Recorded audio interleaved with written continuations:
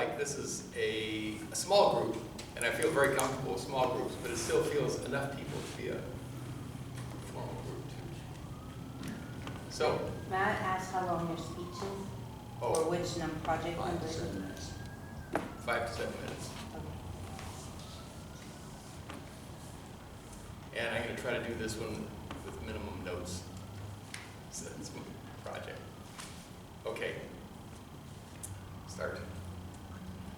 Imagine you're going into, it's a kind of a gloomy day and you want to go swimming. So you go down to the Arnie Hanna pool, and just as you're going to dive in, you notice all the kids around there are kind of busy with everything, and you're wondering, is there pee in the pool? Or maybe even a little bit of poop? Could there be? And you may be relieved, no pun intended, to know that every American pool has about 20 to 30 liters of pee in it. And this isn't enough to really get you sick or anything. You shouldn't stop swimming because it is better for you to swim than that is for harm. But it's still something you think about. And it's something that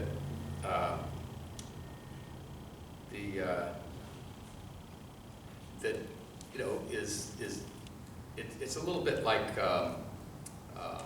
well, it's just something you think about.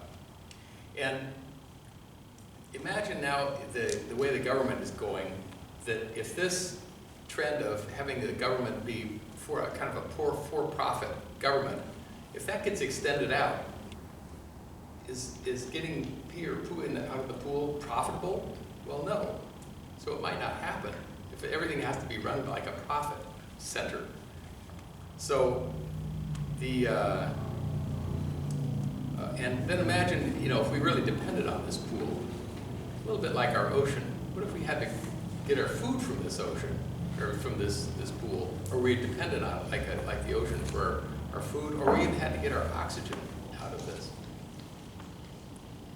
Now this is a little bit, like I said, like plastics in the ocean, and we're totally enmeshed with plastics in our lives, and that's a little bit like plastic or poop in the pool.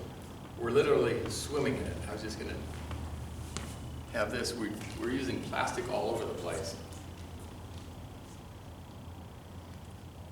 Anyway, maybe somehow somebody would say, you know, they're drinking one of these things and listening to this thing and thinking about the plastics in the ocean and thinking, I wonder if we could just get rid of plastics. Maybe we should just do that. And this genie comes out of the bottle, plastic bottle, and says, your wish is my command. And then all the plastics just eliminate, like right, poof, it's gone. And luckily, like if that happened right now, we could wander out and it'd still be light outside. But then, how do we get home? Our cars don't work because of all the plastics that are a part of that. We couldn't call anybody because our phones don't work.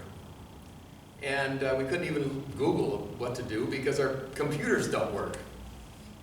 So after a while, we wander around a little bit, and all of a sudden we get hungry. Now, for some of us, we could walk home, and we can get home, and then, you know, you can pick some stuff. Maybe there's some canned things, and, you know, you have some water stored somewhere. But after a few days, the refrigeration and everything, the refrigeration doesn't work. And so it's like, what do we do? In the Bay Area, where I'm going to give this speech, there's only about 5 days worth of food for the whole Bay Area, and then it has to get shipped in. And that's assuming, LA area too, that's assuming that there is transportation and refrigeration, neither of which they'll have. But even with that, there's not much food.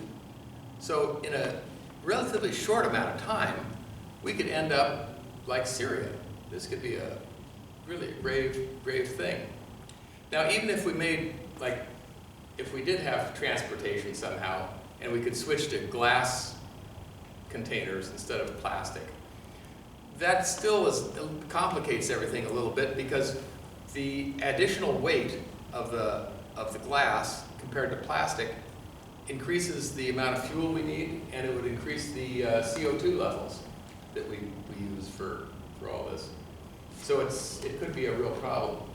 What I'm trying to get at is it can't be it's not an easy fix.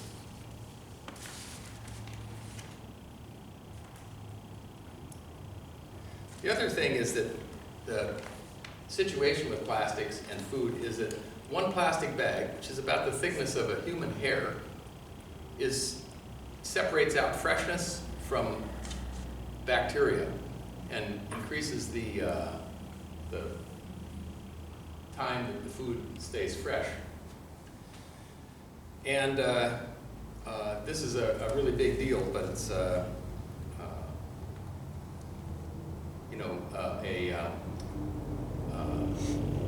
it makes a big difference. I used to use plastic. I used to use a lot of plastic in the business I was in, which was making kayaks. I actually figured out that I used about a semi-truck and a half a week, 60,000 pounds of polyethylene. And this was, it went into kayaks, and this was a really great thing because it created awareness of the ocean and what the different things that went on in the ocean. So people became more aware, and they became more aware, and they really did start cleaning up the ocean. And about that time that the Pacific gyre, or the plastics in the ocean, became apparent, or people became aware of them.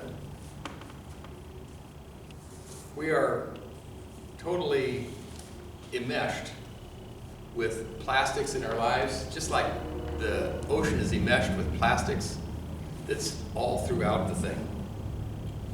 It's a little bit like a love affair gone bad. You can't live with it, can't live without it. In the next few speeches, I'll explain the real problem with plastics in the ocean and then possible solutions. Thank you very much.